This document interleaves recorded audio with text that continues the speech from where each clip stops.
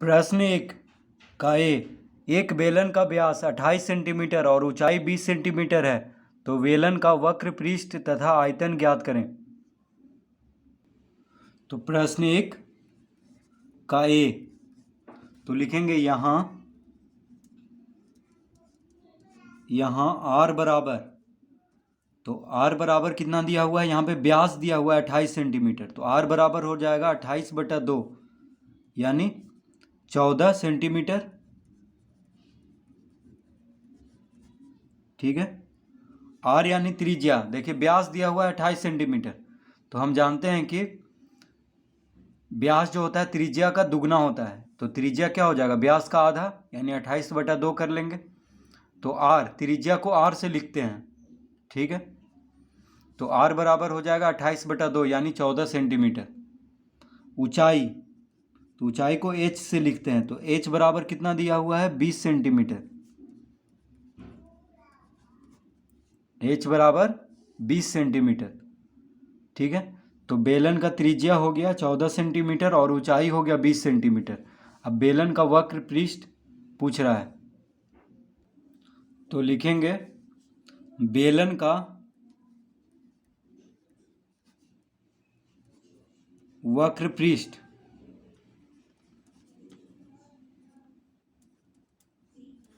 बेलन का वक्र पृष्ठ का क्षेत्रफल, तो बेलन का वक्र पृष्ठ का क्षेत्रफल का सूत्र होता है 2πRh।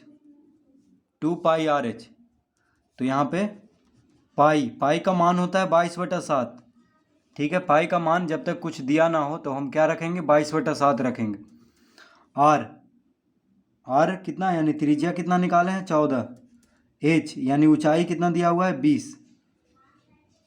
ठीक है, सब सेंटीमीटर में है इसीलिए वर्ग सेंटीमीटर में आएगा। तो देखिए 7 दूना 14, 2 बार में कट गया, कितना आ गया, तो 22 दूना 44, 44 दूना 88, 88 दूना 176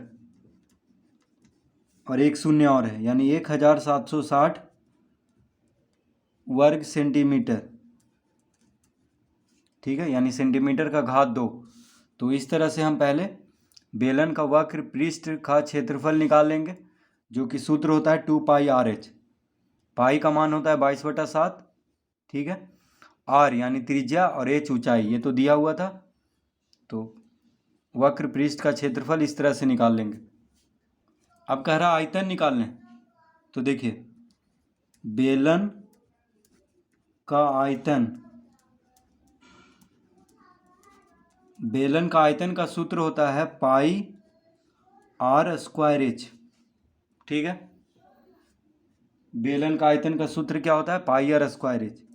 तो पाई यानी 22/7 गुना R यानी त्रिज्या कितना निकाले हैं, 14, तो 14 का वर्ग हो जाएगा। H यानी ऊंचाई 20, तो आयतन घन सेंटीमीटर में आता है, तो हम यहाँ पे लिख देंगे घन सेंटीमीटर यानी सेंटीमीटर पे घात 3 दे देंगे। अब देखिए इसको हल कर लेते हैं, तो 22/7 गुना 14 का घात 2 है यानी 14 गुना 14 गुना 20 घन सेंटीमीटर। तो देखिए 7 दूना 14 कट गया, 7 दूना 14 काट लेंगे, 22 दूना 44 और 14 दूना 28, तो 28 गुना 44 करेंगे तो कितना आ जाएगा,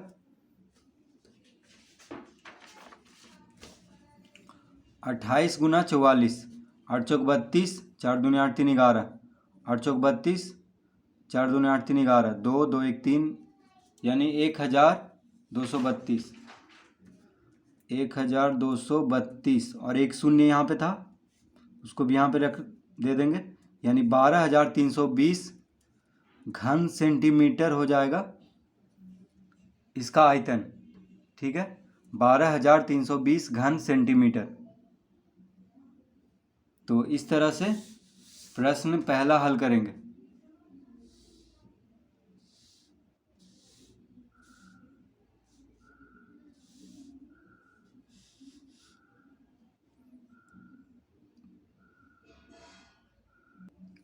बी में दे रहा है 70 सेंटीमीटर ऊंचे तथा 28 मीटर व्यास वाले एक समबेलन का आयतन मालूम कीजिए। बी 7 सेंटीमीटर ऊंचे, तो देखिए लिखेंगे यहाँ एच बराबर कितना दिया हुआ है, ऊंचाई कितना दिया हुआ है 70 सेंटीमीटर, 70 सेंटीमीटर कॉमा 28 मीटर व्यास दिया हुआ है, यानी आर कितना हो जाएगा, तो आर हो जाएगा 28/2 यानी 14 मीटर। व्यास दिया हुआ है तो उसको हम त्रिज्या में बदल देंगे 2 से भाग दे करके, क्योंकि व्यास जो होता है त्रिज्या का दुगना होता है और त्रिज्या व्यास का आधा, तो व्यास 28 है तो त्रिज्या यानी आर कितना हो जाएगा 14 मीटर, जो कि हो जाएगा, अब इसको सेंटीमीटर में बदल लेंगे क्योंकि ऊंचाई सेंटीमीटर में है, तो 14 मीटर यानी 14 गुना 100 सेंटीमीटर। 1 मीटर में 100 सेंटीमीटर होता है, तो 14 मीटर में 1400 सेंटीमीटर, इस तरह लिख लेंगे। तो एच और आर दिया हुआ है, कह रहा है एक सम्मेलन का आयतन मालूम कीजिए, तो देखिए तो सम्मेलन का आयतन लिखेंगे,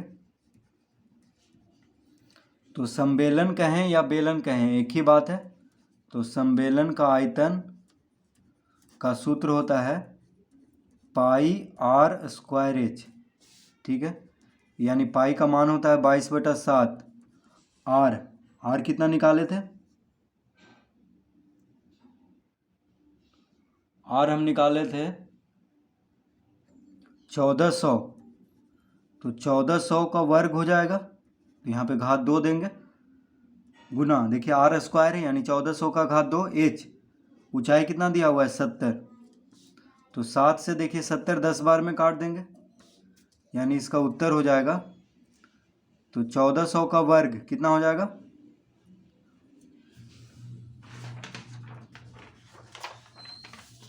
तो यानी इसको इस तरह लिख सकते हैं 22 गुना 1400 गुना 1400 गुना 10, 7 से 70 10 बार में काट लिए थे, सब सेंटीमीटर में है, ठीक है, सब यहाँ पे सेंटीमीटर में है, तो घन सेंटीमीटर में आएगा, तो यहाँ पे लिख देंगे सेंटीमीटर का घात 3, यहाँ पे भी लिख सकते हैं सेंटीमीटर का घात 3 यानी घन सेंटीमीटर। अब इसको गुना करते हैं, तो देखिए 14 गुना 14 होता है 14 चौक 96, 14 9 25 यानी 14 9 माफ़ कीजिएगा 14 गुना 14 14 चौक 56, 14 5 19 196 होता है, तो 196 गुना 22 कर देंगे, 6 दूना 12 9 दूना 18 19 2 1 3, 6 दूना 12 9 दूना 18 19 2 1 3, 2 9 2 11 9 3 12 1 13, 4312 आ गया,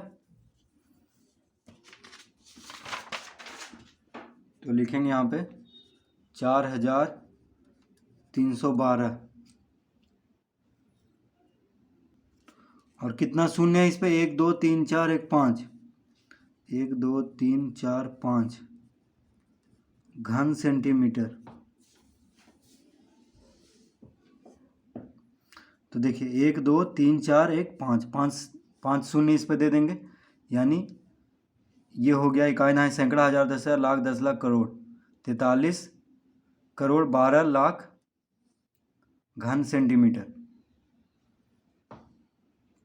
तो इस तरह इसको हल कर लेंगे।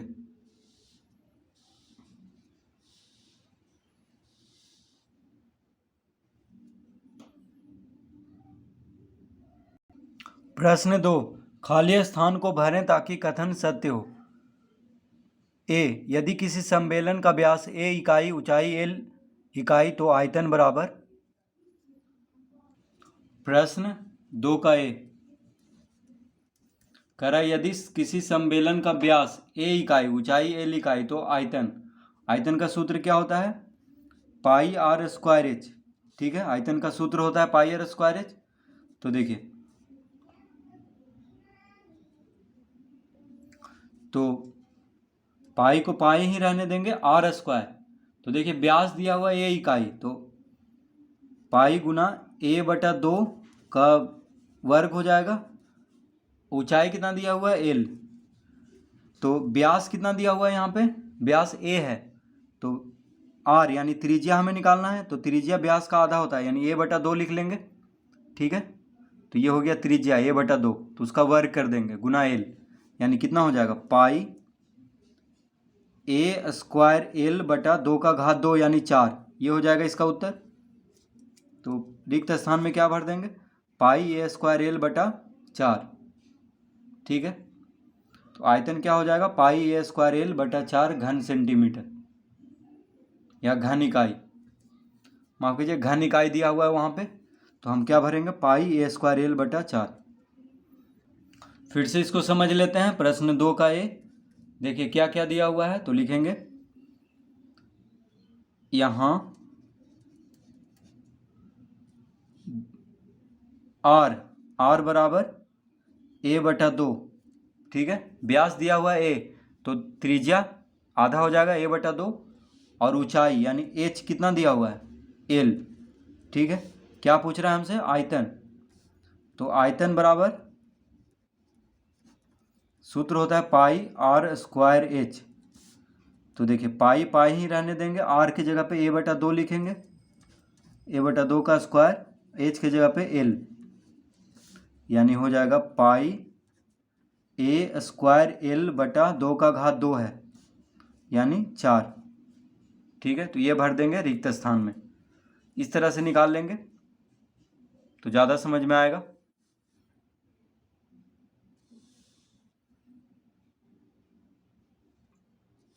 अब देखिए बी, प्रश्न 2 का बी। प्रश्न 2 का बी है, एक बेलन के वृत्ताकार आधार का क्षेत्रफल 45 वर्ग सेंटीमीटर और ऊंचाई 10 सेंटीमीटर है, तो बेलन का आयतन होगा। तो दिया हुआ है बेलन का वृत्ताकार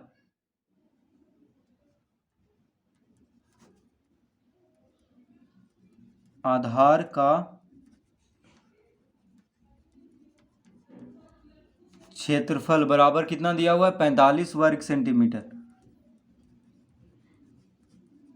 ठीक है, तो वृत्ताकार आधार का क्षेत्रफल, तो देखिए वृत्ताकार आधार वृत्त के जैसा है, तो वृत्त का क्षेत्रफल का सूत्र होता है पाई आर स्क्वायर। क्या होता है, पाई आर स्क्वायर। तो पाई आर स्क्वायर बराबर कितना दिया हुआ है, 45 वर्ग सेंटीमीटर, इतना दिया हुआ है। ठीक है, तो आर स्क्वायर बराबर, तो देखिए पाई का मान होता है 22/7, तो 22/7 आर स्क्वायर बराबर लिख लेंगे 45। तो आर स्क्वायर बराबर कितना हो जाएगा, 45 गुना 7/22। ठीक है, 45 गुना 7/22,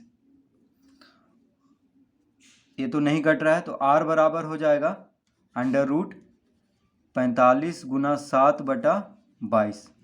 यहाँ पे वर्ग में है, बराबर के बायां तरफ, तो दाएं तरफ जाएगा तो अंडर रूट में हो जाएगा पूरा। तो आर बराबर निकल चुका है यहाँ पे। अब देखिए ऊंचाई यानी एच दिया हुआ है, एच बराबर कितना दिया हुआ है, तो लिखेंगे और एच बराबर 10 सेंटीमीटर। कितना दिया हुआ है, 10 सेंटीमीटर। तो आर निकल चुका है और एच दिया हुआ है। क्या पूछ रहा है, आयतन। तो बेलन का आयतन, तो देखिए बेलन का आयतन का सूत्र होता है pi R square H, pi R square H. तो पाई की जगह पे क्या रखेंगे, 22/7 गुना आर स्क्वायर, यानी अंडर रूट 45 गुना 7/22 का वर्ग। आर की जगह पे देखिए, आर की जगह पे कितना रखेंगे, अंडर रूट 45 गुना 7/22, तो आर स्क्वायर यानी इसका वर्ग करेंगे गुना एच, एच कितना दिया हुआ है, 10। ठीक है, तो इसको अब हल कर लेंगे, तो 22/7 गुना अंडर रूट है और उसका वर्ग है, तो एक बाहर हो जाएगा, यानी 45 गुना 7/22 हो जाएगा सिर्फ बाहर। 7 से 7 काट देंगे, 22 से 22 कट गया। 45 गुना 10 यानी 450, सब सेंटीमीटर में दिया हुआ था तो वर्ग सेंटीमीटर हो जाएगा इसका आयतन। तो इस तरह से इसको हल कर लेंगे।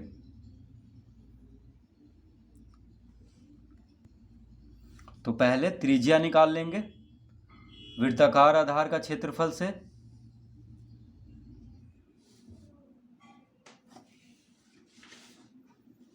और उसके बाद h दिया हुआ है तो आयतन निकाल लेंगे।